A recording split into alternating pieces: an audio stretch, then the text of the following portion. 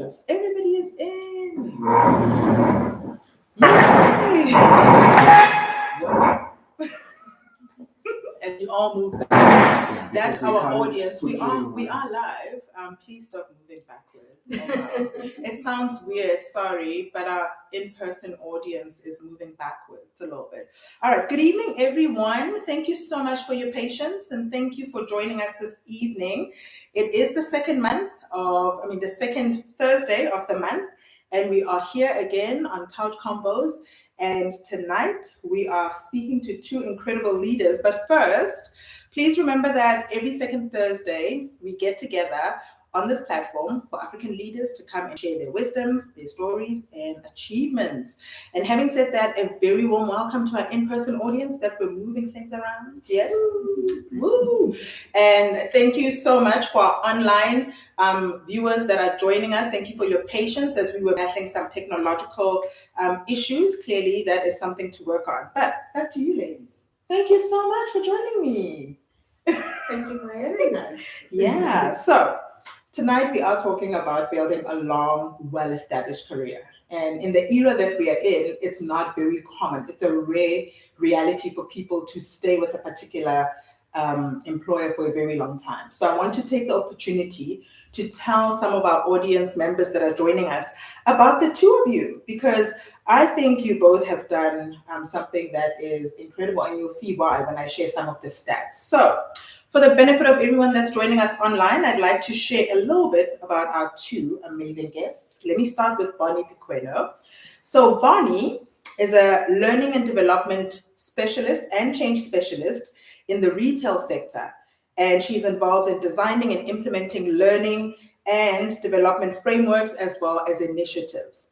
As a change specialist, Bonnie has been, did I call you Johnny?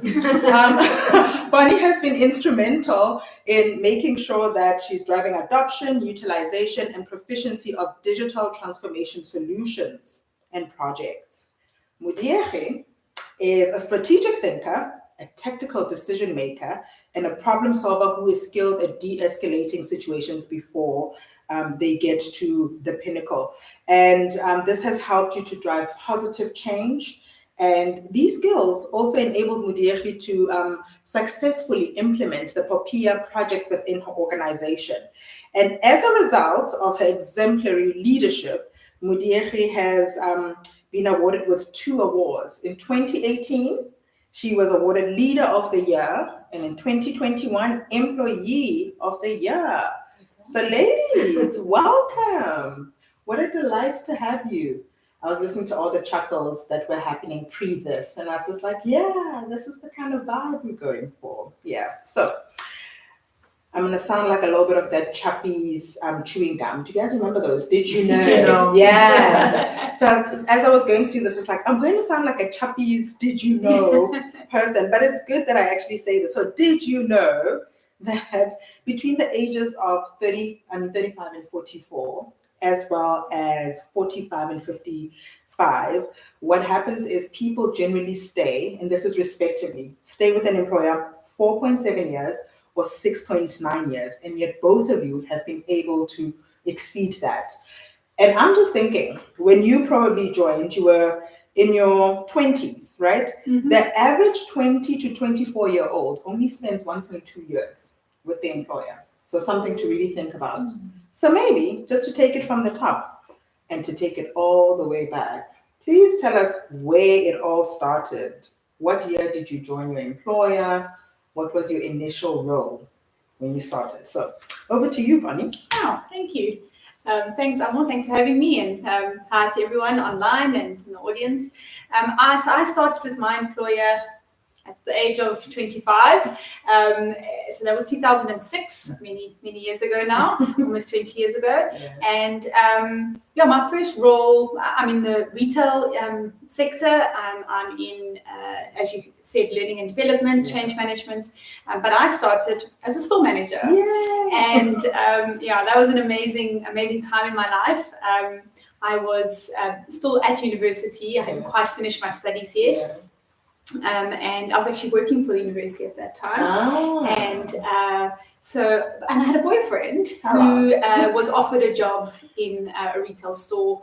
I was studying in Bloemfontein, and he was offered a job in Kimberley to move there.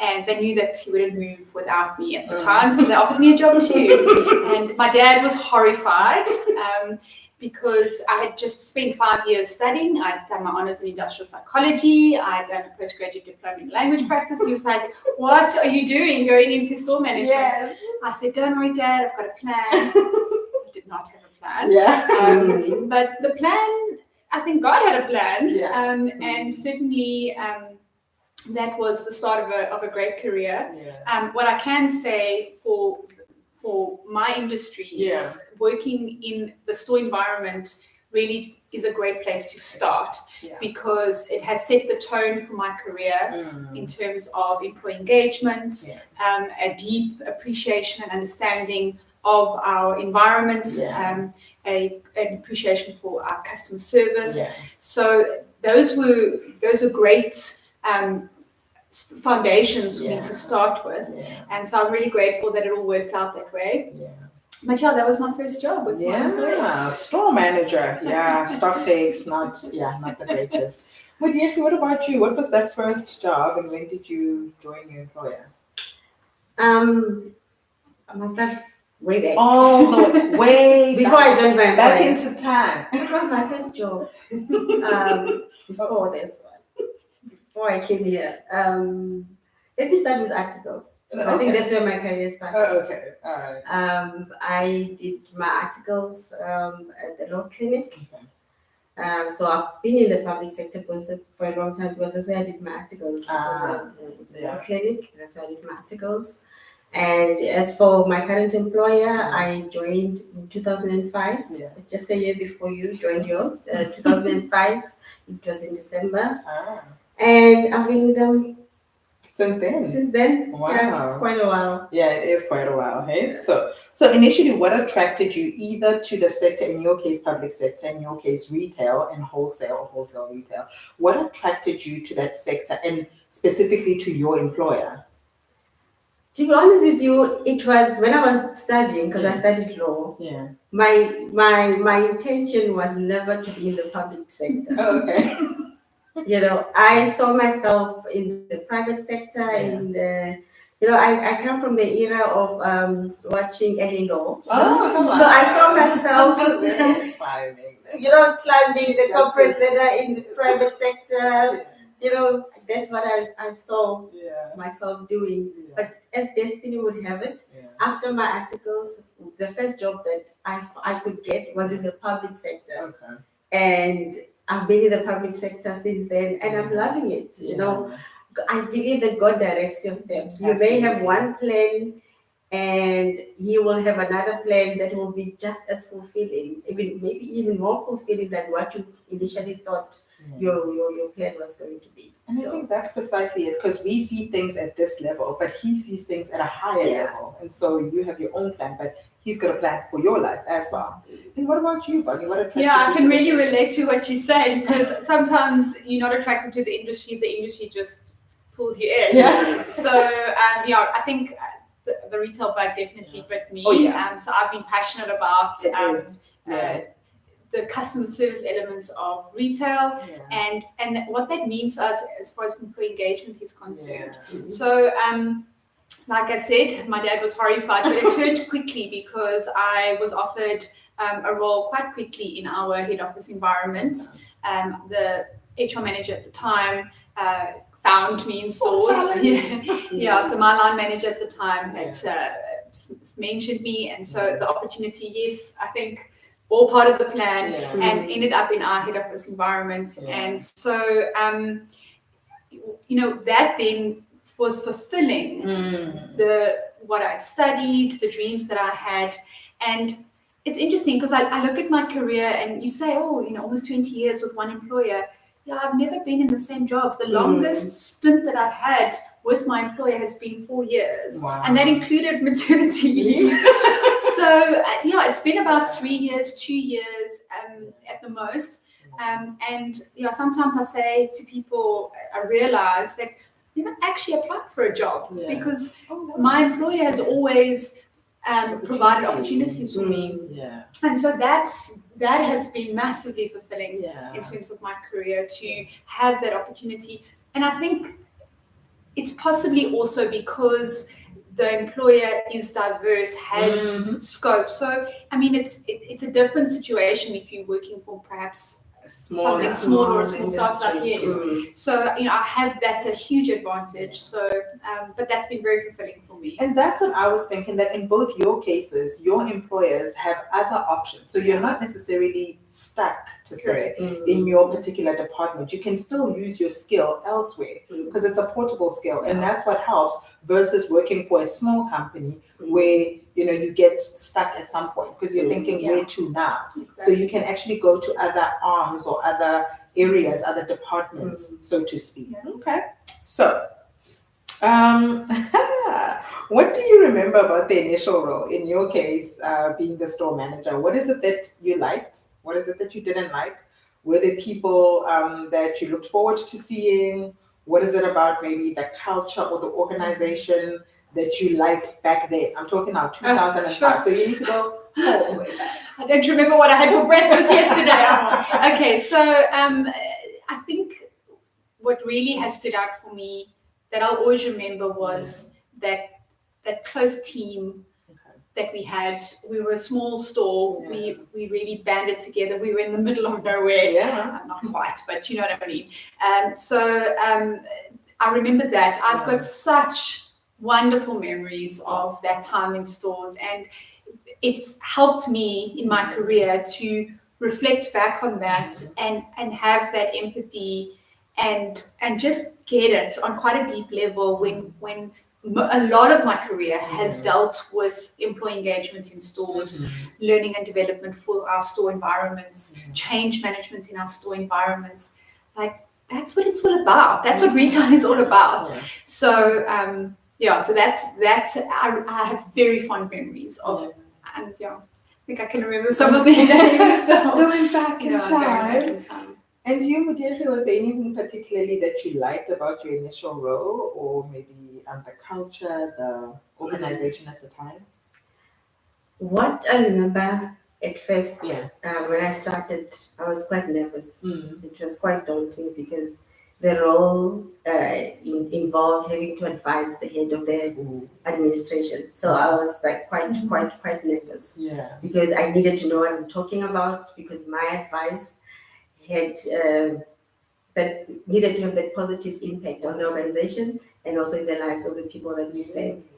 So I came in quite nervous, but knowing that I'm going to learn and I'm going to apply the knowledge that I've gained from where I was coming from. But what I enjoyed was when my role or my performance had a positive impact in the lives of the other people within the organization, as well as the people that we serve. Because like I said, I'm in the public sector. So when you see that, hey, I had a role in that.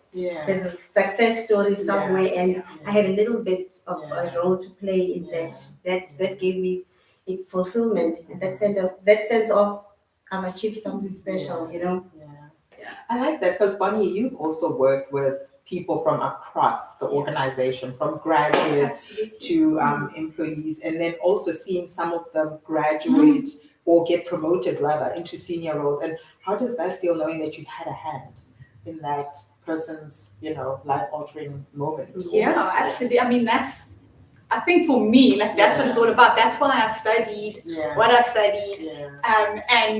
So if I have to say, have I been fulfilled in, I don't know, meeting a purpose, having a purpose in life? Yes. Yeah. And I look around and I see the impact, and I can't take credit for it single-handedly because it takes a village, and in this case of employee development, it takes a whole team. But yes, to see people that are senior in our organization now, and some who've moved on but have done extremely well for themselves. Follow my eyes if you can think of anyone, but so it's not necessarily about whether that growth takes place in the same organization, but it has been. That's a big part of, I think, what's kept me motivated and connected to what I do and the organization that I'm with. And knowing that you've made a contribution. Correct, Because it sounds like that's what's at the meaningful. core of what both of you like doing and enjoy doing, making that valuable contribution in whatever way. Absolutely. So, did you know that you wanted to build a long-term career with your employer when you first started? Okay, so you didn't, you're like, yeah, here's a job. So what has been your staying power? What has kept you, both of you? We'll start with you, Modiegi. What has kept you? What's your staying power? Like at first, I didn't really know that I was going to stay long because it was a fixed term contract for 5 years, and I knew that I needed to find a job before that one ended. But through grace, I was offered a permanent position before my fixed term contract ended, and I was able to stay. And but now that part of your question. No, I just wanted to know the staying power. Yeah, the staying power. So what's made you stay? There's certain things or qualities. It has not always been easy. Life has challenges.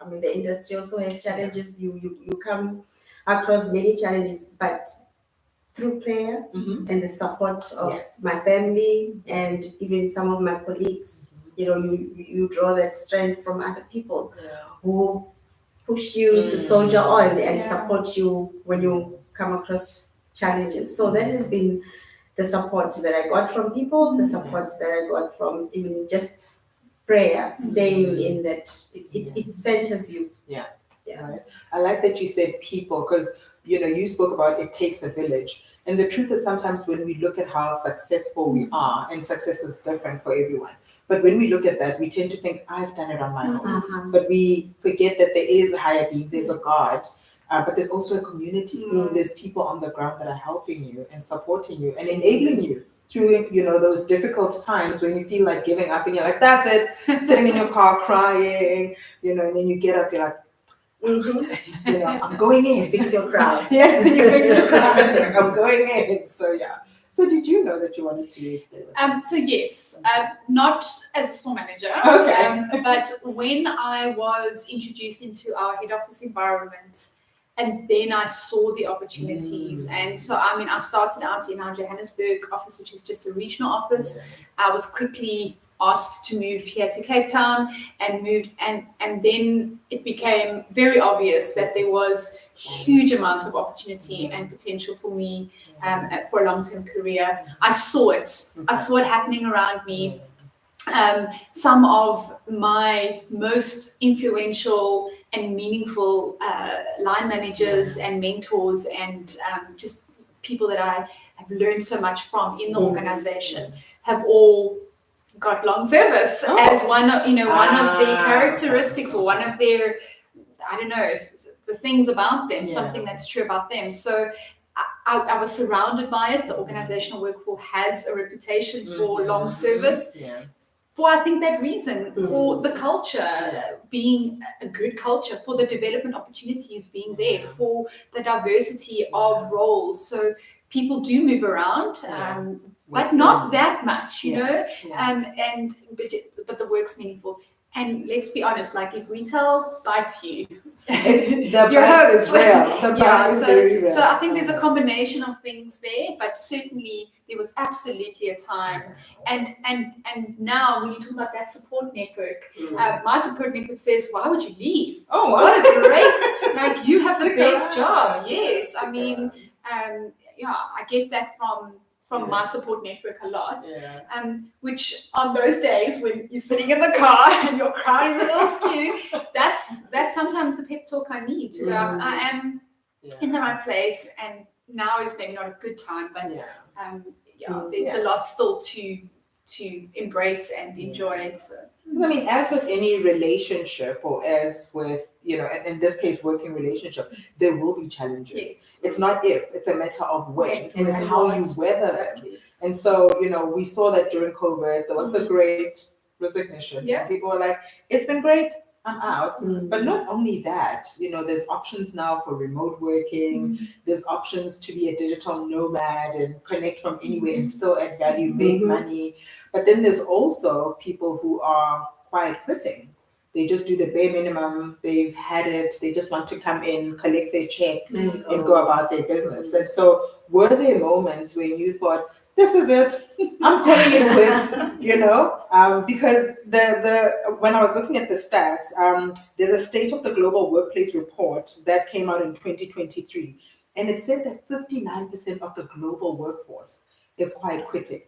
And and I can imagine there's other factors, of course, that would make people quiet quit. I'm here, but I'm actually not really here. Disengaged. Yeah, disengaged, right? So were there moments when you're like, "That's it," and then you obviously had your mentors and coaches and community? For me, yes, there have been those moments where you're like, "No, I'm not," Yeah, it's been great, Joe. It's been great, but see you in my next life or something like that. Yeah. But at the same time, I love what I do.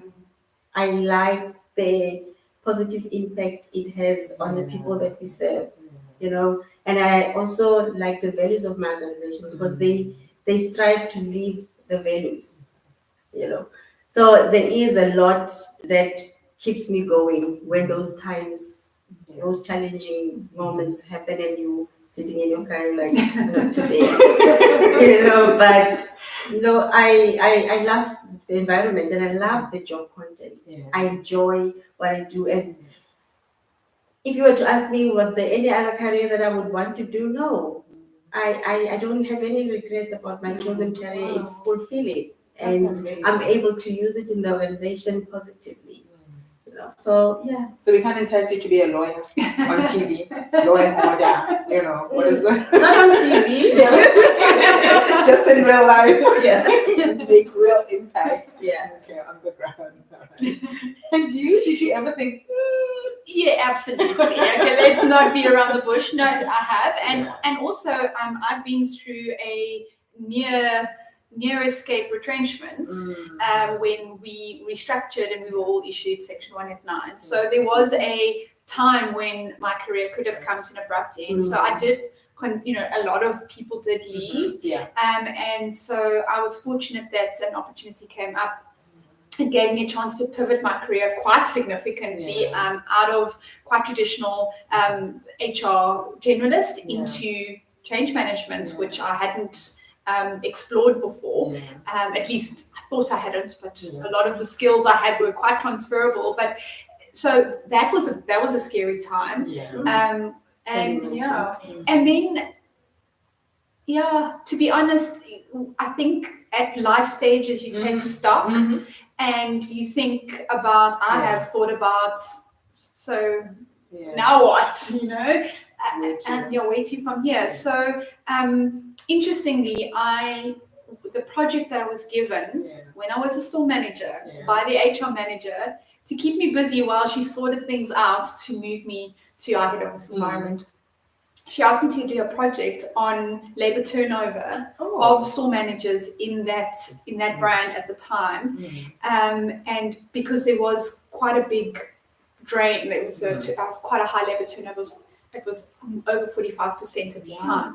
And so she was interested to find out if maybe I had any insights. And my research showed the most significant factor was age. So there was two sort of, at that time, like as you hit the end of your decade, so, as people were leaving their 20s and going into their 30s, they left, and I did extensive interviews, and that stood out for me as a key reason why people leave. It's not the work environment. It's not a lack.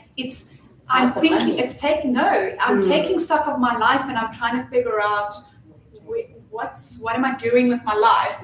And so I've certainly gone through that. What's always happened has been an opportunity internally that's come up just at that right time, and therefore I'm like, that's why I needed to think about it, because this opportunity was going to come up. So I don't worry about that. I think it's part of life, it's normal, and it gives me an opportunity to be grateful for what I've got, and to choose to stay because it's what I want, not because I have quietly quit it. Yeah, and circumstances are forcing you yeah, to actually. absolutely. Yeah. So I guess it's not like then there's a divine hand in it to a degree, Exactly. because as you stop and pause and think about it, then you see it from a different angle versus when you're in that moment and you make a quick and a hurried decision, you tend to regret. So in this case, even though things are tough, take a little bit of time to take stock of where am I, what life stage am I, what do I want next, and how does this speak to my purpose still? And maybe taking that little bit of time then gives you a different perspective as opposed to rushing into it. And then obviously, depending on what your faith or your religion is, tapping into that higher being, tapping into God, tapping into someone who is obviously greater than you. Yeah. If I may, when you're speaking right now, what came to mind was indeed our steps are ordered. Because I remember also with me, I was a legal advisor for a long time, and there came a time when I was like, no, man, I need to be challenged. I need more. This. Yes, I enjoy what I do. I love the content. I love everything that I do, but I can't be a legal advisor forever. I need more. Yeah. And when I started going through that, and I was getting that frustration that an opportunity presented itself, and I was able to move to the next level. Yeah. So I'm also picking up though that sometimes these opportunities come because your performance or your reputation precedes you. Because I can imagine if you are that person who's sitting there going, I'm not doing this. I don't see people coming to you and being like, Modiegi, would you consider, or Bonnie, here's something that you would like to. So how important is that performance, that collaboration, that ability to be known as a person who has high output. So, that reputation, because sometimes people will speak about you a certain way when you're not in the room. They'll either say, oh, I mentioned something about anyone who's had the opportunity to work with you just knows that it's fun, but it's impactful. But, how important is that performance and that collaboration? Yeah. No, it's very important. And I don't believe in this is my job description. It's limiting. It's limiting in your thoughts. It's limiting in how you show up. If an opportunity is there for you to do something outside of what you regard as your job description, grab that opportunity, because maybe that is what you need as a stepping stone to your next level. So for me, that has always been my attitude as well. Like not just things that are within my job description, but doing other things as well that are challenging, that will benefit myself and the organization. And even, you learn a lot from those things that were not necessarily for you to do. The things you're like, oh, I'm dreading doing this. But then you realize that there's something in you that's shifted as a result of that, either an appreciation or empathy, as you mentioned earlier. So I believe you must be self-innovating, challenge yourself at all times. Yeah, because I think sometimes we wait for people to come to us, but we don't have anything to offer. So, we say, oh, I need to be promoted, because this is what I would hear a lot when I was doing my training. I want to come work at head office. And then you find that someone is very stringent about, but this is my job description. And I'm thinking, if you really want to explore outside being the store environment, you need to have that attitude that says, I'm here, I need to learn, where can I add value? Absolutely. So, Agree. So, in the roles that you fulfill so far, which one would you say was the most satisfying, and why is that? Sure. Let Bonnie start this one. Wow. This is a hard question because I can't say that there has been the one role. Okay. There have been many roles that have been satisfying for different reasons. And there have been other roles that have been very hard at the time. And then later when I look back, I think, well, thank goodness I had that experience, because exactly as you said, I learned so much. I got the opportunity to do stuff I would never have considered. I was pushed out of my comfort zone. Satisfying. I find the change management stuff particularly satisfying. I find that really exciting to see the progression, you bring stuff in, you can take people along for the journey, get that buy-in, and just see the light start coming on as you start reinforcing it. So that was an unexpected career move at the time, and it has certainly influenced my consideration of my future career journey quite significantly. And then I had a particularly special time as an HR manager in one of our supply chain environments. That was very special. Also learned a lot about human nature and people, and it wasn't one of the sexy roles. It was down and dirty. You got to wear your hard hats when you go into the distribution centers. You get searched. You have to take a breathalyzer. I was just about to say. So it was very real. But that was my longest stint, and the only reason why I left was because I went on maternity leave, and they had to fill that gap. And when I came back, I was reallocated somewhere else into a much sexier role. Everyone thought, Bonnie wants the sexy roles. I was like, no, you misunderstood me completely. So, but those would be two that have particularly stood out. And then, my current role has been very interesting. It's been a big shift. So, I'm excited to see what's next. Moving from grace to grace, from strength to strength. Absolutely. Yeah. And you, Modiegi? And me, the legal advisor role, I enjoyed it. But you are responsible for your own performance, your own output. And like I said, I enjoyed when it had a positive impact, and I could see my work having certain outcome that impacted the lives of others in the organization. But I must say, my current role, I find it both satisfying and also challenging at the same time. Why I say that? Because in my current role, I'm not only responsible and accountable for my own work and my own performance, but I have now people reporting to me, whereas as a legal advisor, I did not have people reporting to me. Now I have people reporting to me, and I'm also now responsible for the performance and the output and competencies of other people. And so I find it both enjoyable and challenging at the same time, because now when you're working with other people, you're not just driving your own performance, but you're also driving the performance of your team as well. And in fact, their performance to a degree impacts on your performance. That's right, definitely. Because as a leader, you could have really great output, but if your team is not able to match that for whatever reason, whether it's lack of skills, whether it's experience, or not getting enough support, then it will actually show in the end result. So it is important that, yes, you take your performance very seriously, but how then do you take the team along with you? Because that's what a real leader would do versus, I'm walking on water. I don't know about you guys. Sort yourselves out. So, So anything specific from any of the jobs that you've had or that you fulfilled, that you learned, and you say, this has stuck with me and this is something I continue to practice, or something that I look at and I say, I'm so thankful for this lesson? I like that. The thinking is happening. Well, let's let it simmer. Sure. Oh, I'm grateful for this.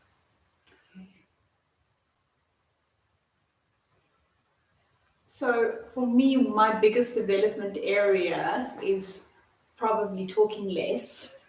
So all of the feedback I've received about being concise, and so I'm very mindful and very conscious around how I present information to audiences. So in all of my roles, that part, communication has been key. Landing a message has been key. Employee engagement requires the right kind of communication at the right time to the right audience in the right way. So a lot of that has stuck with me. That I think that's been a key thing around just get your message right, say the right thing in the right way, the right audience. So that stood out for me. And keep it concise to the point. I haven't gotten that part right yet. I'm working on it. I'm work in progress. But yes. I I think for me, what stood out for me is the self-learning. Like the project that you mentioned, that poppy project that I had to implement in the organization. Yeah. Of course, by I had to implement. I had people also supporting me and helping me to do that. Otherwise, I could not have done it on my own. But I learned that because I did not know anything about data protection. I had to learn first before I could take other people along the journey and help to implement. So I learned that I'm resilient and I can challenge myself and be innovative to a point where I'm able to successfully implement something that I did not have any idea in the beginning how to go about doing it. And I learned that it's never too late to learn something and to be able to not only learn something, but to also use it to have that positive outcome. So So lifelong learning, because I think the biggest risk is when we get to a point where we think we know everything. And because then we act like a cup that's full and we don't allow other people to pour in, versus when you're curious and you ask questions, even though you know enough, but you're curious and you ask questions, then you allow yourself to learn and to see things from a perspective that you would have maybe ordinarily not seen, because you're keeping an open mind, but you're also keeping an open heart. Not saying, oh, I've studied that, or I know that, I've been doing that for so many years, and so why should I listen to you? So that lifelong learning. And in fact, it's interesting you say that, because in addition to innovation, life learning and reinventing yourself is one of the key skills as we embark on this, 4IR. So if you're not able to learn, you're going to actually become extinct, so to speak, as an employee or as a worker, because there's so much technological advancements that are happening. There's so many things that are changing that if you're with one organization, what you are seeing now will not necessarily be the case in 5, even 10 years. I mean, when I was reading an article, and this lady was saying that we're no longer talking about 30 or 40-year careers. We're talking about 60-year careers, because people are living longer. And when you get to the end of the 30 years, you want to do something more. You want to pivot. You want to explore something that you haven't before. So that lifelong learning, that ability to take feedback and apply, becomes really important. Okay. So, what aspects of either your employer or industry do you like or do you detest? Detest is a strong word. You're like, I dislike I still like my job. She's filling us up. The manager must overskip this one. Don't listen to this part. Yes. So Can I start with what I like? do. And then I go over to Bonnie. Pass the back. I like it's the public sector. And I like it when, I know I keep saying this a lot, I sound like a broken record, but I really do like when I see the change in the community that we serve, in the lives of the people that we serve, because that's what we are all about. The public sector is about that. Otherwise, why are we bothered waking up in the morning and going to work? We are there so that there is that positive change, in the people's lives. So that is what I like, and I want to see progress in people's lives. And when I see that my organization is able to do that, they live by their values of some of the values. One of the values is service excellence, and when I see that happening in the projects that they have, and they have a positive impact in people's lives, I'm like, I'm in the right place. I'm in the right place. I I like what I see, and it resonates with me. So. What I don't like, it's when we are not able to do what we want to do because maybe there's a budget cut. There's She stole one thing. Absolutely. Those financial constraints, and the public purse is not so great, so big, so we're not able to do some of the things that we would have liked to do. That's what I don't like. But I understand.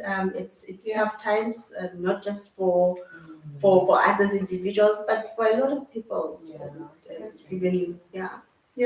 It's true. In my industry, so I can start with then.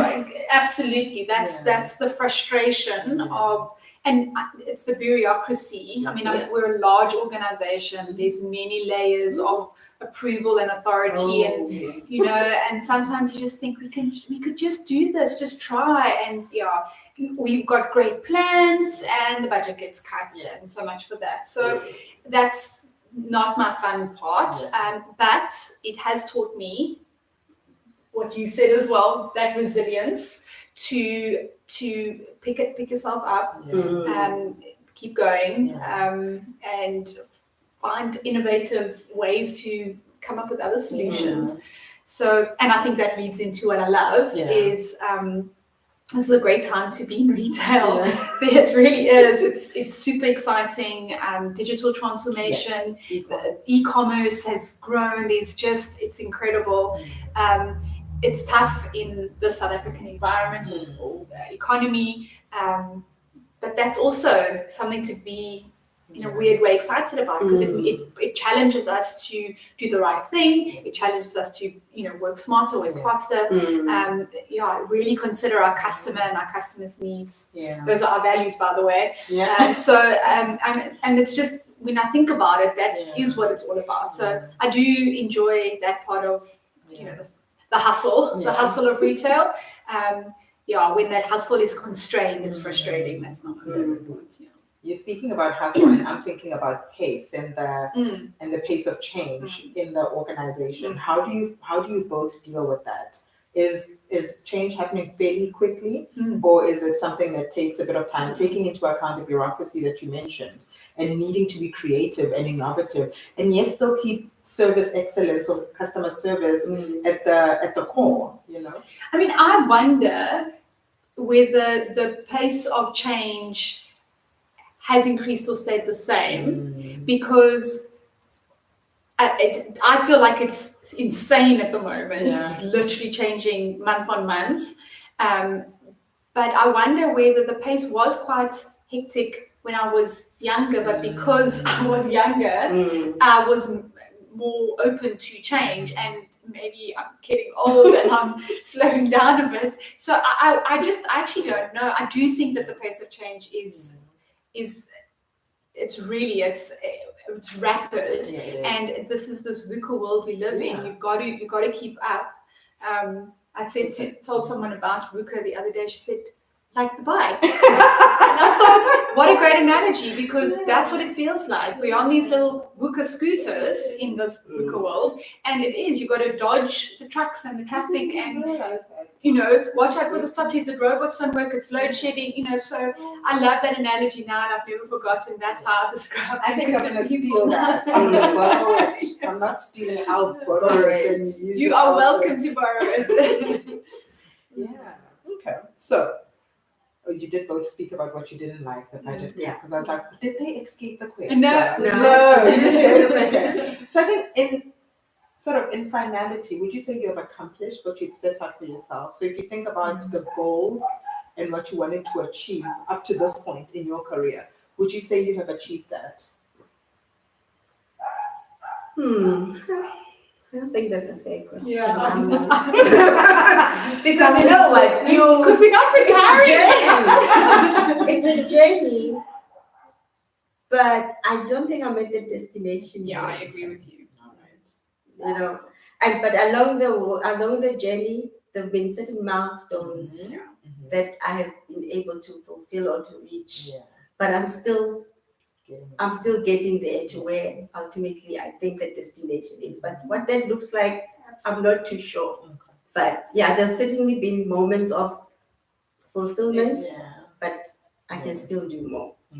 Because we're only halfway. Yes. Give us that before we answer that question. And I've just recently, I'm on a leadership course at the moment that is challenging my my perception of goals, and challenging should actually be about habits. And I've had an opportunity to take stock of my career and look back and think about, actually I've built some great habits, some great lifelong, these sustainable ways of being, ways of being a leader, ways of being an influencer, if you want to call it that, because I mean that's a big part of my job is influence. So I feel like it's not about the end goal, it's about the journey. And I want to be able to get to the end of my career one day and look back and say, I did it in the way that I wanted to. It was the how, not really the end result. I'm thinking of Sinatra. Yeah. I did it my way. I did it the right way, and yes. And whatever that may mean to people, for me, I mean, I know what my stand on that is, but that's become, and maybe it's also second half of our lives, but certainly when I was younger, I can agree that there's milestones, there's certain things, there's that promotion, but it slows. It slows a bit now, and so priorities are different. Exactly. So for me, it's less about the goal, and it's more around: am I being the person? Am I being the person that I actually want to be right now? Because I was being sneaky because the next month we're talking about milestones, so taking stock of milestone and accomplishments. So I thought, let me sneak it in there. And then A promo for the next month. So all right. So I mean, I really enjoyed chatting, but we have this thing where we do at the end of the segment where I pose 3 statements. Oh, she's going to make us finish the question. Finish the statement. So finish the statement. So hit us. So I give 3 statements, one, and then you both respond in terms of what that means to you or whatever comes to mind. Are you ready? You better be ready. Okay. Career longevity in the 21st century is positively possible. Okay. Wow. Concise. Positively possible. Alliteration. I like it. I think it's what you make of it. And I do think, continue the sentence, but I don't think that everyone has to have a long-term career at one organization it's not like that's the prize. We must do what's right for us. And so it's what you make of it. I like that. Long careers are, because you both have long careers. Long careers are.